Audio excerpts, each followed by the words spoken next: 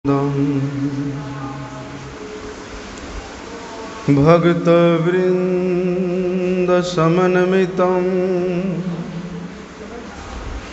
श्रीचैतन्यप्रभुं वन्दे नित्यानन्दसहोदितं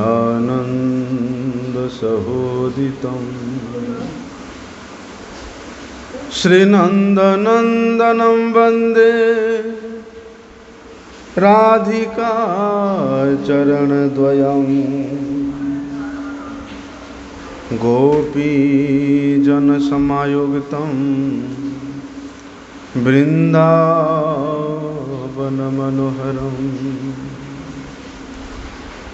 गुरवे गौरचन्द्राय राधिकाय तदालये कृष्णाय कृष्णभक्ताय तद्भक्ताय नमो नमः। वाञ्छाकल्पतरुर्भ्यश्च कृपा सिन्धुभ्यैव च पतितानां पावनेभ्यो वैष्णवेभ्यो नमो नमो। पतित पावन परम करुणामय परम आराध्यतम गुरुपाद पद्म नित्य लीला प्रविष्ट ओम विष्णुपाद परमहंस परिव्राजकाचार्य अष्टोत्तर शत श्री श्रीमद शिल भक्ति वल्लभ तीर्थ गोस्वामी गुरु महाराज के श्री चरण कमल में अनंत कोटि साष्टांग दंडवत प्रणाम करते हुए उनकी हेतु की कृपा प्रार्थना करता हूँ। पूजनीय वैष्णव गणों के श्री चरण कमल में अनंत कोटि साष्टांग दंडवत प्रणाम करते हुए उनकी हेतु की कृपा प्रार्थना करता हूँ। कल हम लोग श्रवण कर रहे थे कि भगवान ब्रजेंद्र नंदन श्री कृष्ण जीव के हृदय में आकर के अशुभ को किस प्रकार से नष्ट कर देते हैं, कल हम लोगों ने श्रवण किया। इसलिए भगवान श्री कृष्ण के कथा में रति होना, मति होना, आसक्ति होना ही वास्तव में जीव का परम मंगल का एक ही उपाय है, जिसको कि श्रेय पद के रूप में शास्त्रों में वर्णन हुआ है। इसलिए श्रेय क्या है और प्रेय क्या है, इस विषय में हम लोगों को जानना चाहिए।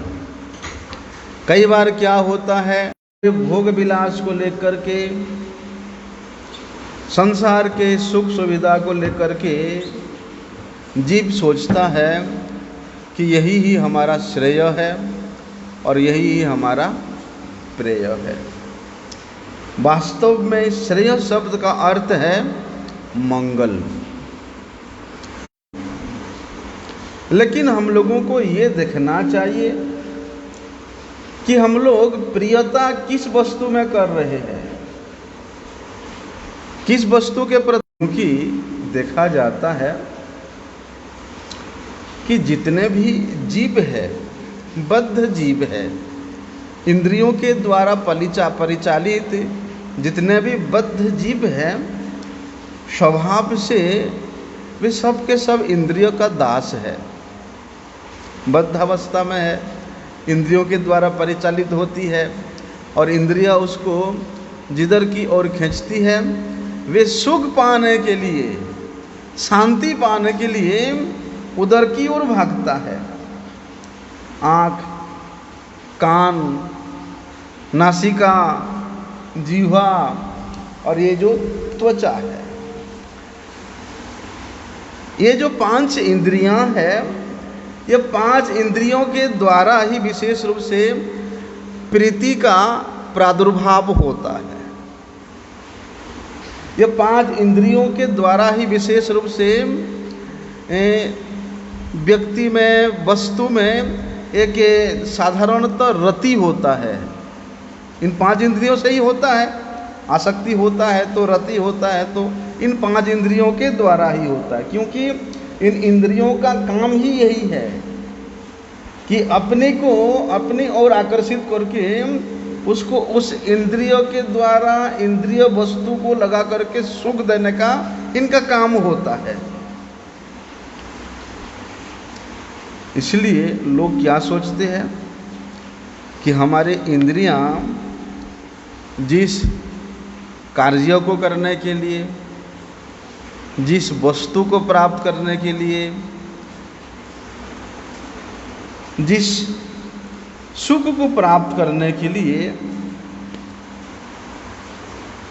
हम लोगों को प्रवृत्त करते हैं, बद्ध जीव क्या सोचता है, बल्कि उस इंद्रियों के विषय वस्तु को प्राप्त करके ही सोचता है कि यही ही हमारा श्रेय है, यही हमारा परम मंगल है। प्रायः संसार में 99% लोग यही सोचते हैं। घर बन गया, कहीं से नौकरी मिल गया, बच्चों का शादी वादी हो गया, अब आराम से भैया अब हमारा श्रेय हो गया है, अब हम परम कल्याण को प्राप्त हो गए हैं, यही हमारा कल्याण है। इसलिए कहते हैं इंद्रिय के तृप्ति के लिए मनुष्य क्या करता है, उन इंद्रियों को तृप्ति करने के लिए वे चाहे माता हो, चाहे पिता हो, चाहे भाई हो, उनसे भी शत्रुता कर बैठता है। जब अपनी इंद्रिय तृप्ति में माता पिता भाई बहन भी रास्ते में आएंगे, प्रतिबंधक स्वरूप आएंगे, तो उनको भी वे दस्यु शत्रु मान बैठता है। अरे कितने खबर आते हैं, पुत्र अपने पिता का हत्या कर देता है, और पिता के इंद्रिय तृप्ति में अगर अब उसका बेटा रास्ते में आता है तो वो बेटा का भी हत्या कर देता है। ऐसे कितने उदाहरण देखने को मिलते हैं। इसलिए जगत के लोग क्या सोचते हैं कि यही हमारा श्रेय का पथ है, इंद्रिय के वस्तुओं को, विषयों को ग्रहण करना ही, प्राप्त करना ही हमारा श्रेय है, और इस श्रेय के पथ में चाहे कोई भी आए वे हमारा शत्रु है। इसलिए क्या करते हैं लोग, इंद्रिय के द्वारा जो सुख मिलता है उसी को ही वे श्रेय के रूप में, मंगल के रूप में सोच लेता है। क्या करता है जी, कहते हैं कि सुख लागी सर्वजीव नाना जुक्ति करे, तर्क करे, योग करे संसार भीतरे। केवल सुख प्राप्ति करने के लिए जीव ये संसार में अनेक प्रकार के जुक्ति करता है। बचपन से लेकर बुढ़ापे तक वे युक्तियों के द्वारा परिचालित होता है कि ये करने से सुख मिलेगा, वो करने से सुख मिलेगा, हैं? उसके लिए तर्क भी करता है, योग भी करता है, संसार में रह करके ना जाने कितना कुछ करता है। लेकिन उस व्यक्ति के लिए श्रेय क्या है, ये संसार के वस्तुओं को प्राप्त करके उसी में ही भोग विलाप में प्रमत्त होना। और क्या करता है उसके लिए, बलते सुख लागी संसार छाड़िया बने जाए, सुख लागी युद्ध करे राजाए राजाए। ये सुख के लिए ही तो सब, अरे इतना दिन हम लोग संसार किया भैया, किस लिए संसार किया, विवाह आदि किया, संतान आदि उत्पन्न किया, संतानों का विवाह इत्यादि कार्य भी समाप्त कर दिया, किस लिए, सुख प्राप्त करने के लिए। लेकिन इतना करने के बाद भी देखता है कि उसको सुख नहीं मिलता है, तो वे वन में जाता है, संसार को छोड़ करके वन में जाता है।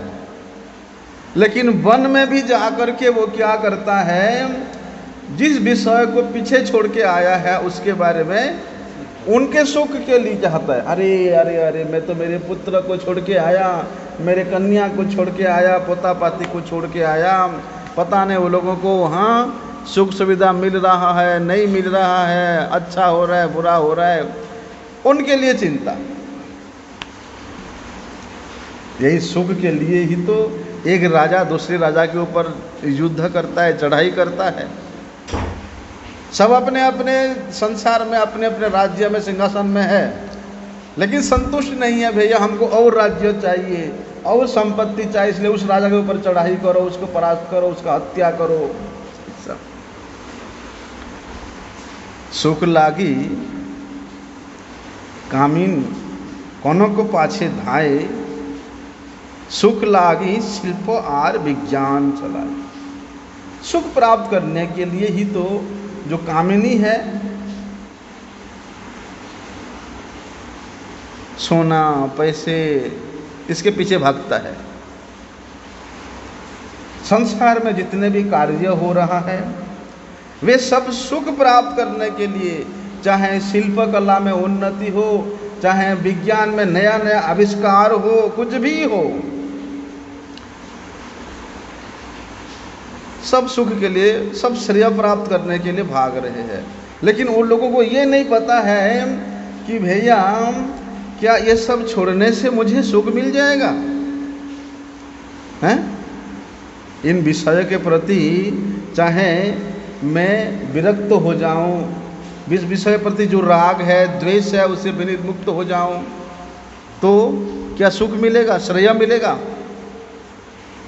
इसलिए तो भगवद गीता में भगवान कहते हैं कि राग द्वेष वियुक्तेस्तु विषयान इंद्रियैश्चरन् आत्मवश्ये विधेरात्मा प्रसादम अधिगच्छति। वहाँ कहते हैं कि भैया जब तक तुम्हारे अंतःकरण में संसार के भोग विलास के प्रति आसक्ति है या तुम्हारे इंद्रियां तुम्हारे बस में नहीं है, तुम्हारे अंतःकरण तुम्हारे बस में नहीं है, तब तो भैया तुम उस सुख को नहीं प्राप्त कर सकती हो। क्योंकि अंतःकरण को वशीभूत किए बिना कोई भी कार्य में सिद्धि प्राप्त नहीं होती है। कुछ भी काम करो, संसार के भी कर्म भी करो, चाहे परमार्थ के लिए साधना करो, अगर अंतःकरण वश में नहीं कर पाते हो तो सिद्धि प्राप्त असंभव है।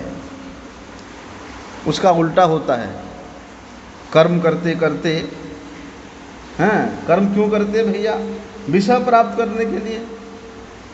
अगर अंतःकरण वश में नहीं है तो कर्म करते करते क्या होता है, उन विषयों में अनुराग हो जाता है, आसक्ति हो जाता है, हैं? उन विषयों में राग हो जाता है। अगर विषय में राग होता है, आसक्ति होता है, ममता होता है, तो वहाँ पर क्या होता है, पतन का कारण होता है, वहाँ पतन होने की संभावना होती है। इसलिए अंतःकरण को वश में करना हर एक साधक को आवश्यकता है, चाहे वे कर्मयोगी हो चाहे वे भक्ति योगी हो। भैया अंतःकरण के इंद्रियों को तो वश में करना पड़ेगा। इसलिए कहते हैं ना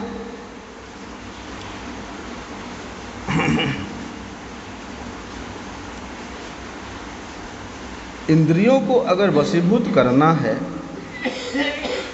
तो क्या बताते हैं भगवान?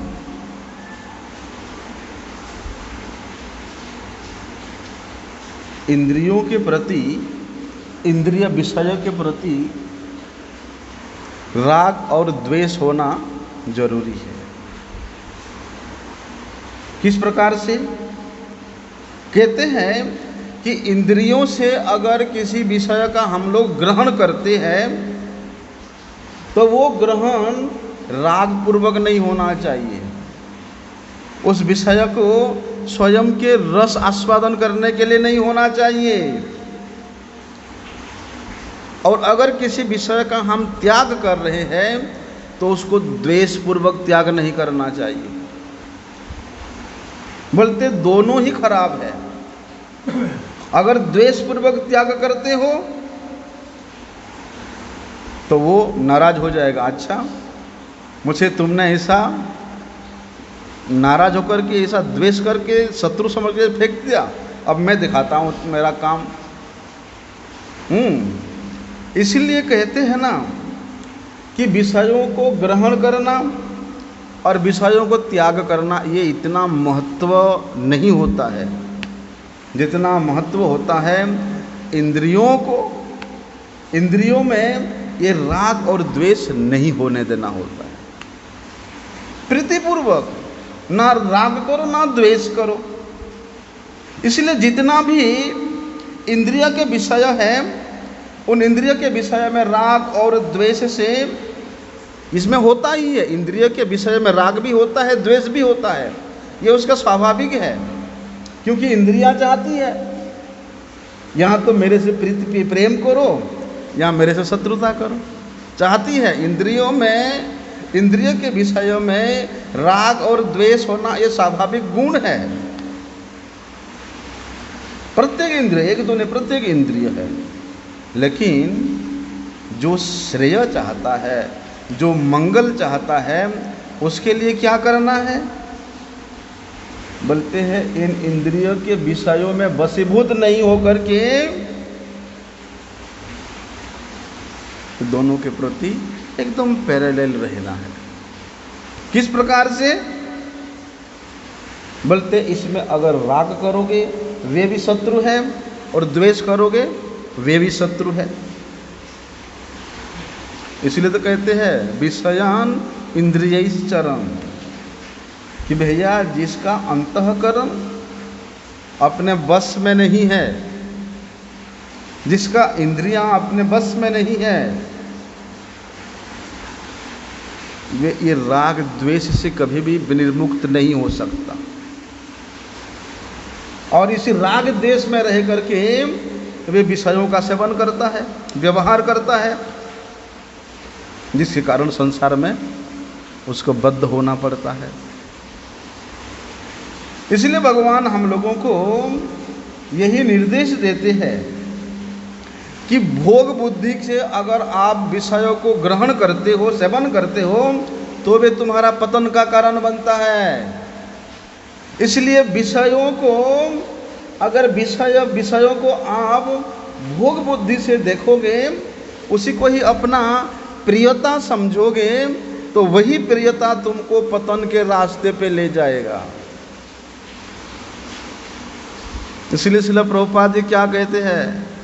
तुम्हार कनक भोगेर जनक, कनकेर द्वारे सेवह माधव। बोलते हैं तुम जिस धन संपत्ति को लेकर के इतना उछल कूद कर रहे हो वो तुम्हारा नहीं है, उसको तुम अपना भोग के विषयों को परितृप्त करने में लगे हुए हो। बोलते वो बंधन का कारण बनेगा। इसलिए क्या निर्देश देते हैं? बोलते उसी कनक के द्वारा, उसी अर्थ के द्वारा माधव का सेवन करो, वही तुम्हारा श्रेय मार्ग है, श्रेय पथ है। इसलिए भोग बुद्धि का निषेध करने के लिए भगवान वहां पर बताते हैं आत्मवश्य विधेय आत्मा प्रसादम अधिगच्छति, कि राग द्वेष से रहित होकर के अगर विषयों का सेवन करता है साधक, तो उसमें उसके अंदर में अगर किसी प्रकार की कलुषता है, वो कलुषता से वो मुक्त हो जाता है, वो स्वच्छता हो जाता है, प्रसन्नता हो जाता है। प्रसादम अधिगच्छति, राग विषय का भोग कर रहा है, विषयों का उसने सेवन कर रहा है, लेकिन उन विषयों के प्रति उसका कोई भी आसक्ति नहीं है, ना राग है ना द्वेष है। बोलते इस प्रकार के विषय सेवन से क्या होता है, अंतःकरण में जितना भी वो गंदगी है, उसी से स्वच्छता को प्राप्त हो जाता है। और बोलते यही प्रसन्नता उसको मानसिक तप के रूप में प्रतिष्ठित करता है। गुरुजी बोलते हैं ना कि दिल्ली का लड्डू जो खाया वो पछताया, जो नहीं खाया वो पछताया। गुरुजी पहले जो प्रवचन करते थे प्राय कहा करते थे इसको ऐसा, इसीलिए कहते हैं, बोलते इस प्रकार की प्रसन्नता को प्राप्त करना श्रीमद् भगवत गीता में बताते हैं कि ये शारीरिक और वाचिक तपस्या से ऊंचा है। इसलिए क्या करना है, साधक को ना तो राग पूर्वक विषयों का सेवन करना है और ना ही द्वेष पूर्वक विषयों का त्याग करना है, क्योंकि राग और द्वेष ये दोनों ही संसार के साथ जुड़ा हुआ है। संसार के कोई भी विषय को ले लो, वस्तु को ले लो, व्यक्ति को ले लो, हर व्यक्ति वस्तु से राग और द्वेष जुड़ा हुआ है। इसलिए राग और द्वेष ये संसार की है। इसलिए संसार के इन वस्तुओं के लेकर के आप श्रेयता को कभी प्राप्त नहीं कर सकते हो। इसलिए राग द्वेष से रहित होकर के इन इंद्रियों से विषयों का सेवन करने से जो प्रसन्नता होती है, तो कहते हैं अगर उसका भी संग ना किया जाए, उसका भी सेवन ना किया जाए, तो वही प्रसन्नता उसको श्रेय के मार्ग पे लेकर के खड़ा कर देता है, उसको भगवत प्राप्ति के रास्ते पर लेकर के खड़ा करा देता है। क्या जरूरत है, इतना तुमने विषयों का सेवन किया और उन विषयों के प्रति तुम्हारा कोई राग नहीं रहा, द्वेष नहीं रहा, तो अब निर्मुक्त हो जाओ। विनिर्मुक्त होकर के बोलते जिस प्रकार तुम उन सब को सेवन करने के बाद जो एक प्रसन्नता की स्थिति प्राप्त हुआ है, उसी प्रसन्नता की स्थिति को बरकरार रखते हुए तुम अपने साधना के पथ पे अग्रसर होते जाओ, तुम अपने श्रेय के पथ पे आगे चलते जाओ। इसलिए वहाँ कहते प्रसादे सर्व दुखानाम हानिरस्य उपजायते। बोलते हैं कि चित्त की प्रसन्नता, चित्त की ये स्वच्छता, पवित्रता प्राप्त होने पर क्या होते, संपूर्ण दुखों का नाश हो जाता है। वहाँ कोई दुख आता ही नहीं है, दुख रहता ही नहीं वहाँ पर। क्यों? क्योंकि उसके मन में विषयों के प्रति राग नहीं है। तो राग नहीं है तो वहाँ उसके चित्त में कोई खिन्नता नहीं है। विषयों में जब राग होता है तब चित्त में खिन्नता होता है कि हाय है ऐसा करने से अच्छा होता, वैसा करने से होता, ऐसा होता, ये मिलने से अच्छा होता, वो नहीं मिला, ये सब खिन्नता तभी होता है जब हमारा विषयों में, उन वस्तुओं में राग होता है। और खिन्नता होते ही क्या होता है, कामना पैदा हो जाता है ना। मन संतुष्ट नहीं है, जो विषय उसको मिला उसे से वह संतुष्ट नहीं है, खिन्नता मन है। और खिन्नता मन से कामना पैदा हो जाती है, और ये कामना ही तो समस्त प्रकार के दुखों का मूल है। कामयते हृदय ज्ञान प्रबदन्ते अन्य देवता। बोलते इन कामनाओं को प्रतिपूर्ण करने के लिए लग जाता है। इसीलिए बोलते उस प्रसन्नता से सब प्रकार के दुख मिट जाते हैं।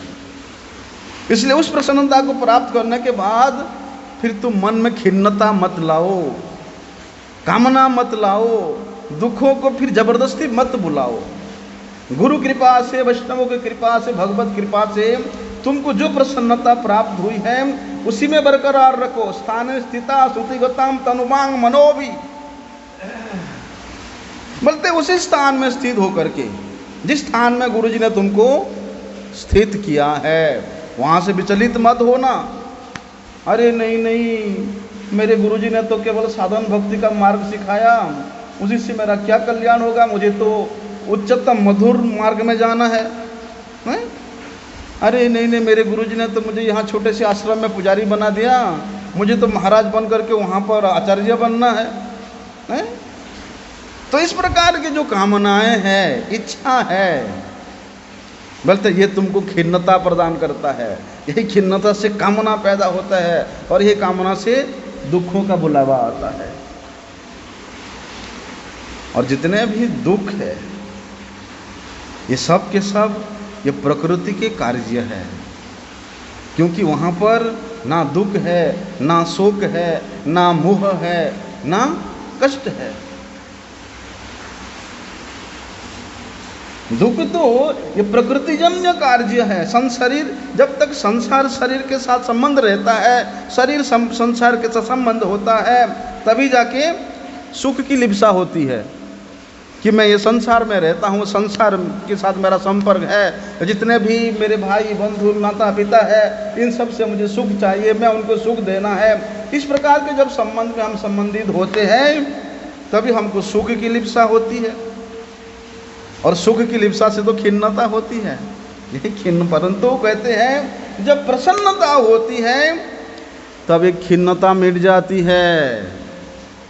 कई बार क्या होता है, साधक सेवन करते करते, भजन करते करते उस प्रसन्न चित्त सो येसो, उस प्रसन्नता के स्थिति पर पहुंच जाता है, लेकिन वहां पर पहुंचने के बाद भी जब वो मोड़ के देखता है, अरे नहीं नहीं मुझे तो ये करना था, मैंने वो नहीं किया, मुझे तो उसको मिलना था, उसे नहीं मिला।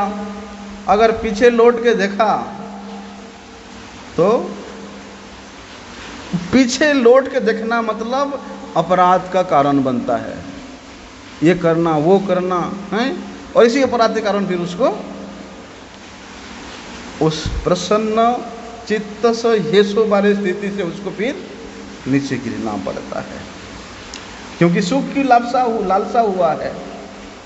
देखो ना, अरे भगवान ने तो ये जीव का जब से सृष्टि किया तभी से इसको प्रसन्नता की स्थिति में स्थित किया है, क्योंकि ये तटस्थता शक्ति है, वो बिल्कुल स्वाधीनता की स्थिति में स्थित है। लेकिन उस स्वाधीनता को, उस स्वतंत्रता को उसने किस प्रकार से व्यवहार किया,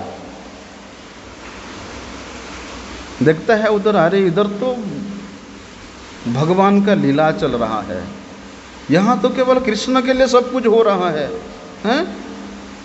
वहाँ सारी कृष्ण के सुख के लिए है, वहाँ तो मेरे सुख के लिए कुछ नहीं है। जब इधर मुड़ के देखता है, हाँ इधर मेरे सुख के लिए है, यहाँ भोग है, विलास है, विषय है, वस्तु है, इंद्रियों का सुख प्राप्ति कर, बस हो गया काम। जब से जीव का सृष्टि हुआ है तभी से ये उसी स्थिति में, प्रसन्नता की स्थिति में है, लेकिन अपनी स्वयं के इंद्रियों के विषयों को ग्रहण करने का इच्छा लेकर के वे बद्ध हो जाता है। उसके अंदर सुख की लालसा जब से होती है तभी वो खिन्नता प्राप्त होता है। लेकिन खिन्नता जब मिट जाती है तब उसको फिर सुख की और आशा लिप्सा नहीं रहती है, और जिसका सुख प्राप्त करने का इच्छा नहीं है उसका शरीर संसार के साथ संबंध का कोई भी लेना देना नहीं है।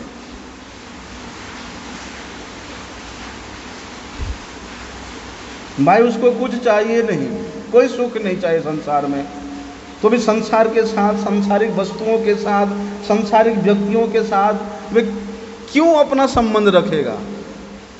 वो तो जानता है कि ये इसके साथ संबंध रखने से मेरा पतन ही होगा, इसलिए वहाँ पर संबंध नहीं रहता है, और संबंध नहीं रहने से उसके अंदर संपूर्ण दुखों का अभाव होता है। इसलिए कहते हैं ना, सर्व दुखानां हानिरस्य उपजायते। बोलने का मतलब है कि वे व्यक्ति प्रसन्नता के स्थिति को प्राप्त करता है। हम लोग विचार कर रहे हैं श्रेय क्या है और प्रेय क्या है। संसार के साथ संबंध विच्छेद हो जाना और भगवान में प्रेम हो जाना, यही श्रेय और यही प्रेय है। मतलब भगवान में ही जिसका बुद्धि निश्चल हो गया है, और निश्चल होने के बाद वहाँ से वो अचल हो जाता है कि मुझे यहाँ से और कहीं नहीं जाना है, मेरे बुद्धि को यहाँ से और कहीं नहीं भटकाना है। तो ये निश्चल और अचल यही श्रेयता और प्रेयता है। बिल्कुल। जिस बुद्धि संसार में निश्चल हो जाता है ना, वो बुद्धि फिर भगवान में अचल हो जाता है, वहां से निकलना नहीं चाहता है। लेकिन जिस बुद्धि भगवान में निश्चल हो जाता है, उसका फिर संसार के प्रति अचल हो जाता है, क्योंकि वहां उसको जो सुख का, जो रस का आस्वादन हुआ है, उस रस के, उस सुख के सामने ये संसार के, इसलिए तो कहते हैं वृत्रासुर महाराज जी, न सार्वभौमं न रसाधिपत्यम न योग सिद्धिम पुनर्भवम वाम, कि हे भगवान, मुझे ये संसार के ना तो योग की सिद्धि चाहिए, ना सार्वभौम पद चाहिए, ना मुझे रसातल की साम्राज्य चाहिए, ना मुझे ब्रह्मलोक की साम्राज्य चाहिए, ना मुझे किसी प्रकार के मुक्ति चाहिए। मुझे तो केवल आपके पाद पद्मों में रह करके, आपके पाद पद्म से निर्झरित जो मधु है उसी को पान करने का सुयोग मिल जाए, बस उसी पाद पद्मों को सेवन करने का सुयोग मिल जाए। तो उस मधु को, उस रस को जो आस्वादन किया है, उन चरणों में जिसका बुद्धि निश्चल हो गया है, फिर संसार के प्रति उसका बुद्धि कभी अचल चल नहीं सकता, उसका संसार के प्रति। इसलिए तो वहाँ कहते हैं सर्व दुख हानि, सब प्रकार के दुख का वहाँ पर समाप्ति हो जाता है। और जिस कार्य से, जिस साधना से, जिस रुचि से, जिस अनुरक्ति से दुख का हानि हो जाता है, समाप्ति हो जाता है, अरे यही तो श्रेय है, हैं? यही श्रेयता है। इसलिए कहते हैं फिर उसके हृदय में किसी प्रकार के सुख हो, दुख हो, संताप हो, किसी प्रकार के हलचल पैदा नहीं कर सकते, किसी प्रकार के विकृति पैदा नहीं कर सकते। उसका चित्त तो हमेशा वहाँ पर पर्यवतिष्ठते, प्रसन्न चित्त सोह्यस्यो बुद्धि पर्यवतिष्ठते। उसका बुद्धि उस भगवान के पाद पद्मों में, उस श्रेयता के पथ में, श्रेयता के साधन में प्रियता हो जाता है, प्रेम हो जाता है। और वहाँ प्रेम होने के बाद तो प्रसन्न स्थिति को प्राप्त करता है। उसका बुद्धि फिर किंचित मात्र भी इधर उधर नहीं भाग सकता। इसलिए भगवान के विषय में, भगवान के लिए अगर किसी का चित्तवृत्ति में प्रसन्नता है, व्याकुलता है, बल्कि चाहे प्रसन्नता हो चाहे व्याकुलता हो, जब अत्यधिक भगवान के लिए बढ़ जाता है, वही ही उसको भगवद पाद पद्मों को प्राप्ति करा लेता है। ऐसा व्याकुलता, ऐसा प्रसन्नता। जैसे हम लोगों ने कल क्या श्रवण किया था, गोपियों ने जैसे ही भगवान के उन सुमधुर बंसी के तान को सुना, क्या क्या गोपियां अपनी माता, पिता, भाई, पति, सब लोगों ने रोकने के लिए प्रयास किया। कोई रोक पाया? अरे कोई कोई तो मकान में बंद कर दिया। जिनको मकान में बंद किया, बोलते भगवान के साथ मिलने का उनका इतना व्याकुलता था कि उस बंद मकान से भी कैसे निकल गए किसी को पता नहीं चला। क्या था वहां पर? उन गोपियों का भगवान के साथ मिलने का व्याकुलता ही तो था, हैं? बोलते यही व्याकुलता जीव के हृदय में समस्त प्रकार के तमोगुण को, सत्व गुण को नष्ट कर देता है। क्योंकि जब तक ये त्रिगुण के अंदर में रहेंगे जीव, चाहे वो सत्व गुण हो, चाहे वो रजोगुण हो, चाहे वो तमोगुण हो, तब तक भगवत प्राप्ति नहीं हो सकता। बल्कि सत्व गुण से ऊपर उठने के बाद प्रसन्नता प्राप्ति होती है, प्रसन्नता की स्थिति आती है, और ऐसी स्थिति में ही वो जीव भगवान को प्राप्त कर सकता है। सत्व गुण में तो केवल वो ब्रह्मलोक पर जा सकता है, लेकिन भगवत पाद पद्म तक नहीं पहुंच सकता है। इस प्रकार से गुण संग से रहित होकर के उन गोपियों ने, उन ब्राह्मण पत्नियों ने बंद मकान में रहने के बाद भी शरीर को त्याग करके, शरीर को छोड़ करके सबसे पहले वे भगवान के पास पहुंच जाते हैं। है श्रीमद् भागवत में कि अंतर्गृहगताम काचिद गोप्यो लब्ध विनिर्गमाः कृष्णम तद्भावना युक्ता दध्युर मिलित लोचना दुस्सह पृष्ठ विरह तीव्र तापसुता भ्रुभा ध्यान प्राप्त अच्युता श्लेषो निवृत्त क्षीण मंगला, बताया श्रीमद् भागवत में। लेकिन जो लोग संसार के विषयों को लेकर के प्रसन्नता होते हैं, उन्हीं में ही खिन्नता होती है, उन्हीं में ही भोगों की प्रवृत्ति और दृढ़ हो जाता है, संसार के बंधन और दृढ़ हो जाता है। इसलिए क्या करना है, तभी जाके संसार के प्राणी उस प्रसन्नता और उस खिन्नता के बीच में रह करके संसार में फंस जाता है, भगवत पाद पद्म को नहीं प्राप्त कर सकता। इसलिए यही प्रसन्नता और व्याकुलता, ये दोनों ही ऐसा वस्तु है जो कि हमारे चित्त को द्रवीभूत कर देते हैं।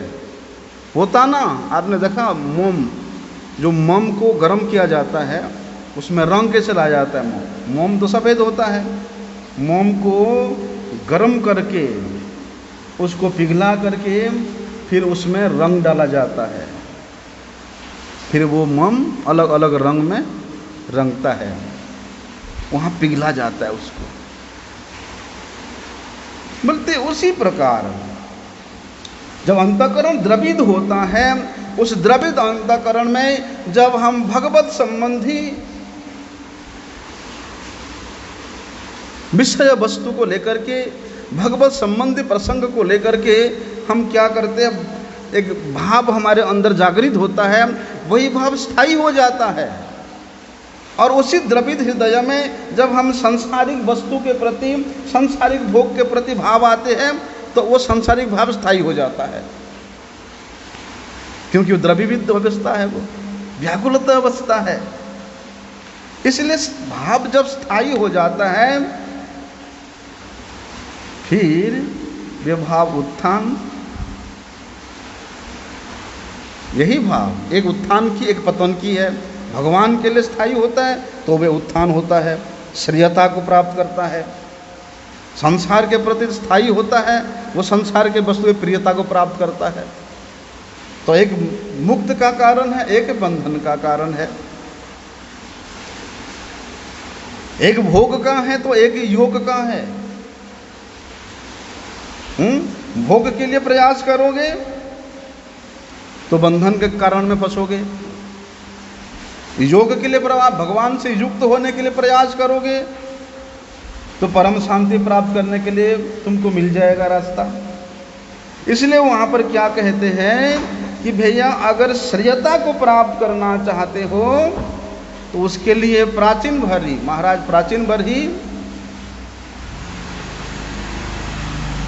के प्रति देवर्षि नारद कहते हैं कि श्रेयस्तम कतमत राजन कर्मण आत्मन इहसे दुख हानि सुख वाप्ति श्रेयस्तत् स्नेह चेष्यते।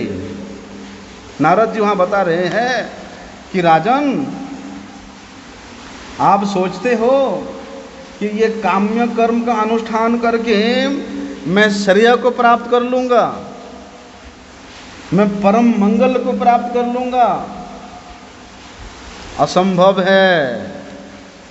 बोलते दुख की निवृत्ति और सुख की प्राप्ति, ये इसी को तो श्रेय के नाम से जाना जाता है। लेकिन यही श्रेय कितने बड़े से बड़े काम्य कर्म करो, उससे कभी भी मिलने वाला नहीं है। बल्कि श्रेय प्राप्त करना है तो श्रेय वस्तु केवल मात्र भगवान के चरणों में समर्पित होना पड़ेगा। उन भगवान के लिए, उन भगवान को प्रसन्न करने के लिए 24 घंटा में से 24 घंटा प्रयास करना पड़ेगा। गुरु जी कहते हैं ना कि मनुष्य जीवन का एक दिन की अवधि में जो 24 घंटा समय मिलता है, बल्कि 24 घंटा में से 24 घंटा जीव को भगवान के सेवा में लगना चाहिए, चाहे वो प्राण से हो, अर्थ से हो, शरीर से हो और वाणी से हो, लगना चाहिए। इसलिए वहाँ महाराज प्राचीन बरही कहते हैं कि न जानामि महाभाग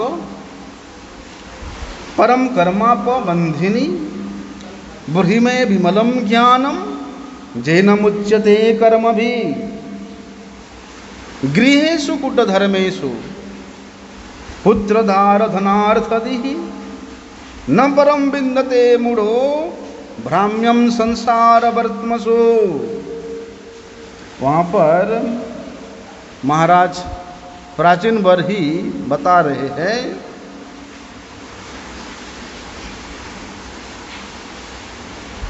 कि हे महाभाग, मेरा बुद्धि कर्म के द्वारा आबद्ध है, इसीलिए कर्म के द्वारा आबद्ध होने के कारण मैं स्वयं मेरे के जो परम मंगल का उपाय है उसको नहीं जान पाता हूँ। मैं सोचता हूँ कि इसी कर्म के द्वारा ही मुझे परम मंगल की प्राप्ति होगा, मैं ऐसे सोचता था। लेकिन आपने जब बताया, क्या बताया कि काम्य कर्म के द्वारा श्रेय प्राप्ति नहीं हो सकता, लेकिन भगवान मैं तो इतना दिन से सोच रहा था कि इसी कर्म में बंधे होकर के ही मुझे श्रेयता की, परम मंगल की प्राप्त होगा। लेकिन कर्म में बंधे रहने के कारण अब मुझे पता चलता है कि मुझे उसका उपाय पता नहीं है। किसका उपाय? परम मंगल की उपाय। इसलिए जिससे मैं इस कर्म के बंधन से मुक्त हो पाऊं, आप इस प्रकार से कुछ निर्मल ज्ञान मुझे प्रदान करें। क्योंकि जो व्यक्ति गृह में आसक्त है, जो गृहव्रत व्यक्ति है, वो क्या करता है? अपने पुत्र, स्त्री, कन्या, परिवार, वो इसको ही अपना परमार्थ समझ बैठता है कि अपने परिवारी जनों को खुश करना, प्रसन्न करना ही यही मेरा परमार्थ है।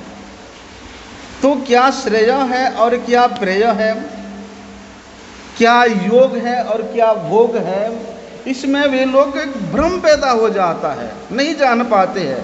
कौन व्यक्ति? जो मूढ़ व्यक्ति है।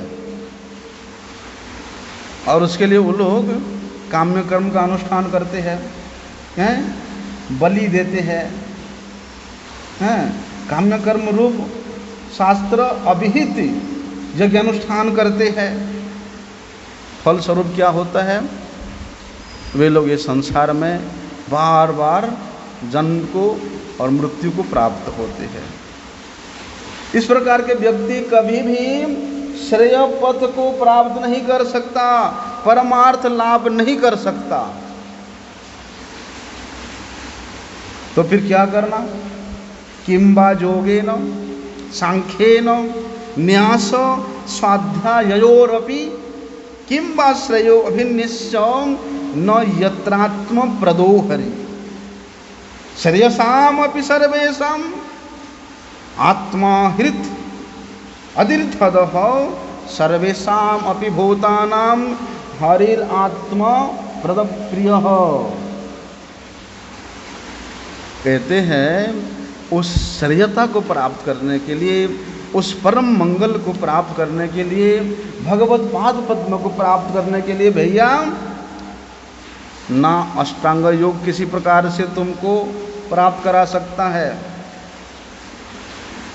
और ना ही तुमको ये शरीर संबंध जितना भी ज्ञान है वो तुमको प्राप्त करा सकता है, ना ही संन्यास प्राप्त करा सकता है, ना ही वेद अध्ययन प्राप्त कर सकता है।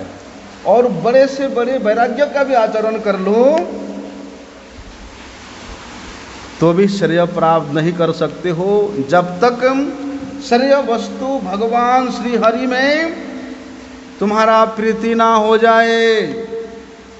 भगवान हरि के प्रियता को प्राप्त कराने के लिए जब तक तुम समर्थ नहीं हो पाओगे, हरितोषण नहीं कर पाओगे, तब तक जितने भी बड़े से बड़े साधन कर लो कोई लाभ नहीं है। इसलिए हरितोषण ही, हरि प्रसन्नता ही साधक का एकमात्र कर्तव्य है। अगर हरितोषण को छोड़ करके, हरि प्रसन्नता को छोड़ करके आप साधन करते हो तो वो तो केवल तुम्हारे आत्मेंद्रिय प्रीति वांछा ही है, जिसको कि काम नाम से शास्त्र में बताया है। इसलिए आत्मेंद्रिय प्रीति वांछा रूप जो काम है यही प्रेय है, और कृष्णेंद्रिय प्रीति वांछा रूप जो साधन है, जो भक्ति है, यही श्रेय है। इसलिए सब प्रकार के श्रेय फल का जो पराकाष्ठा है उसका एकमात्र लक्ष्य है कहाँ पर? हरि की प्रसन्नता में ही है, हरितोषण में ही है। क्योंकि हरि प्रसन्नता से ही, हरि सेवन से ही जीव का समस्त प्रकार के अविद्या दूरीभूत होकर के उसके स्वयं के नित्य स्वरूप का प्रकाश होता है, वो आत्मप्रद होता है, उसका प्रत्येक साधना परमार्थ स्वरूप होता है। तो इस प्रकार के साधना में रत होकर के जीव अपना परम कल्याण को प्राप्त कर सकता है, श्रेयता को प्राप्त कर सकता है।